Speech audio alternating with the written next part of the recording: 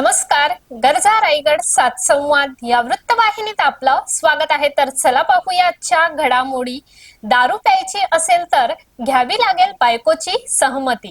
पत्नीला न विचारता दारू प्याल तर 3 वर्षाची सजा. कारण तसा नवीन कायदाच आला आहे. BNS कलम 85 आणि 85B नुसार होणार कारवाई. याचे कारण आहे दारू पिऊन होणारे हिंसाचार.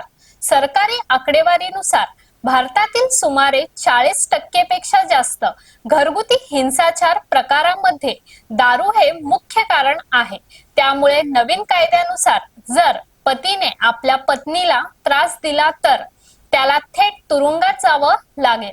त्यामुळे आता दारू पिऊन घरात धिंगाणा घालत असाल तर आत्ताच सुधरा. जर एखादा पती दारूच्या नशेत पत्नीला मारहाण करत असेल, शिवीगाळ करत असेल किंवा तिला धमकावत असेल तर तो दोषी धरला जाईल. केवळ मारहाणच नाही तर दारू पिऊन सतत टोमणे मारणं किंवा मानसिक तणाव देणं हा देखील छळाचाच भाग मानला जाईल. जर पती दारूच्या नशेत हुंड्यांची मागणी करत असेल किंवा दारूमुळे कुटुंबाच्या अन्न, वस्त्र, निवारा या गरजांकडे दुर्लक्ष करत असेल तरीही पत्नीला आता कायदेशीर दाद मागता येणार आहे. पीडित पत्नी महिला संरक्षण, वेगळे राहण्याचा अधिकार आणि पोटगी देखील मागू शकते असं ह्या कायद्याच्यात नमूद करण्यात आले आहे.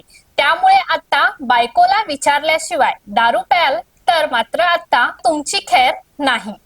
तर अशाच अनेक ताज्या घडामोडी पाहण्यासाठी गरजा रायगड सात संवाद या वृत्तवाहिनीला सबस्क्राईब करून बेल आयकॉन वरती क्लिक करा. धन्यवाद.